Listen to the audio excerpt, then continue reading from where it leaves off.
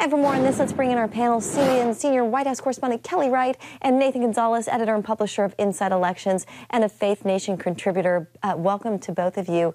So it looks like the ice could be thawing in Washington. Nathan, what caused these 8 Democrats to break with their party and advance this funding measure? Well, it certainly looks like progress, right, at a minimum, even though there's work to be done. I think ultimately these Democrats were uncomfortable with the repercussions of an extended shutdown, the SNAP benefits, the travel heading into the holiday season, and the pain that was going to be inflicted on a wide number of people, not just limited to D.C. or federal workers. But it's interesting that the 8 senators who did vote to end the shutdown also are not going to face voters anytime soon. That 6 of the senators are not up for re-election this cycle. 2 of them have already decided not to run for re-election, and that's probably a good thing for them because they are on an island that the vast majority of Democratic voters, other Democratic senators, Democratic strategists, they are opposed to this. They did not want to give in. They thought that this was giving up and giving into the Republican Party. And so there was widespread outrage on the Democratic side that this is how this shutdown is ending. Yeah, you know, Kelly, the president, he's been pushing the Senate to get rid of the filibuster and use the nuclear option to reopen the government. What is the White House saying tonight?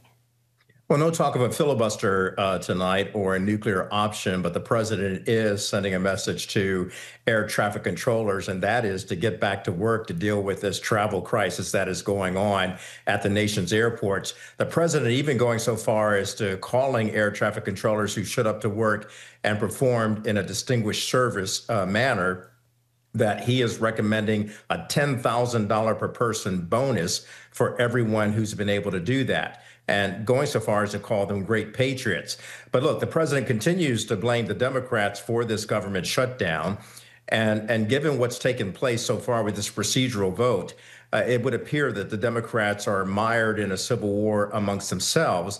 At the same time, however, keep in mind that the Democrats have established a framework because Senate Majority Leader John Thune has established, or at least told the Senate Democrats, that he would discuss the most precious thing to the Democrats, which resulted in this shutdown because of the fact that they wanted it so badly. And that is a discussion on the Affordable Care Act and continuing to look at how they can best fund that for the next year.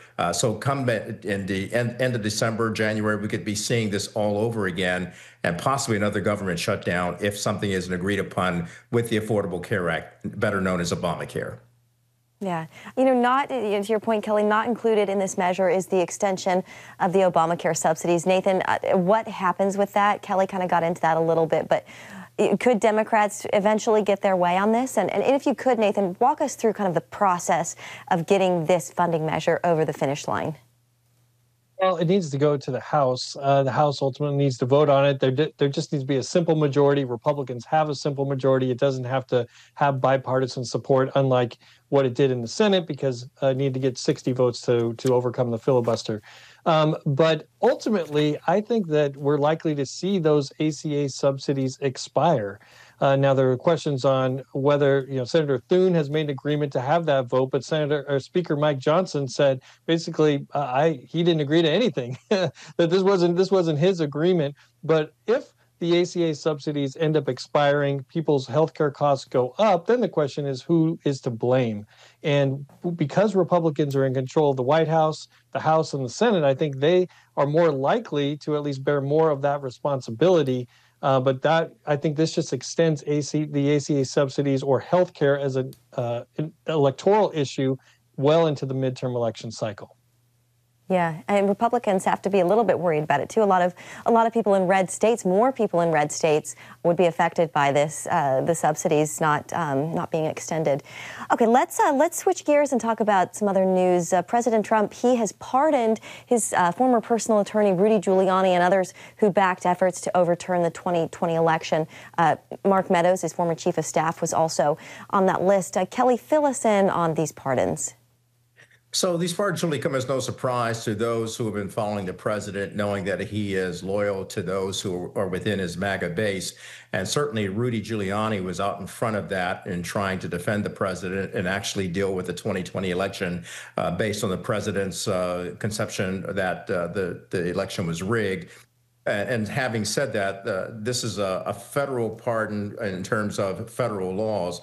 So Rudy Giuliani is still, and Mark Meadows, are still subject to some state laws, like in Georgia. But this is something that's very symbolic for the president in moving forward and making sure that he is able to pardon those who were supportive of him throughout that entire process of 2020.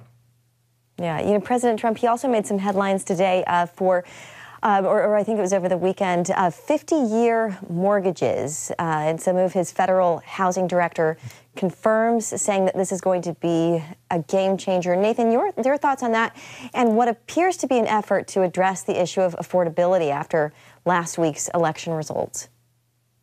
This is really going to be fascinating because on one hand, you could say, well, this could help housing costs, make it more affordable, help people to get into that. But it's just going to extend the time that people have a loan. And I'm fascinated, particularly when it comes to what someone like Dave Ramsey, who is kind of widely respected in the evangelical community, what he would think about the idea of someone getting into a 50-year loan because the idea that you could maybe never own your home for your entire adulthood, is something that's strange. So, we'll see. The president seems to have new ideas every other day, and this is one of the latest ones, and we'll see where it actually ends up.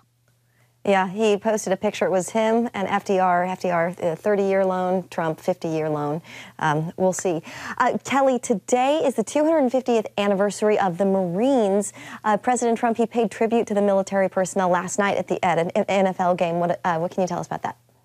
And even today, he paid tribute to them through Truth Social, paying attention to the Marines, saying happy birthday or happy anniversary, 250th anniversary to them, and Semper Fidelis, Semper Fi, which is the Marine Corps credo. But last night, he was the first president to attend a regularly season played NFL game, watching the Washington Commanders lose to the Detroit Lions. But nevertheless, he was able to go there and actually pay attention to the military honors that were being given out.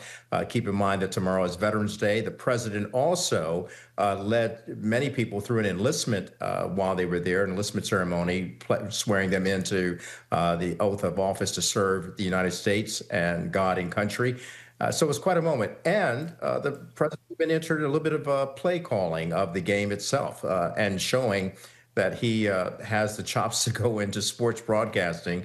And then the other thing that was brought up is that I never knew that the president actually played football. He was a tight end when he was played in high school. They displayed that as well. So a great day for the president. He received some boos from people in the crowd, but he also received some cheers as well as he celebrated the United States military.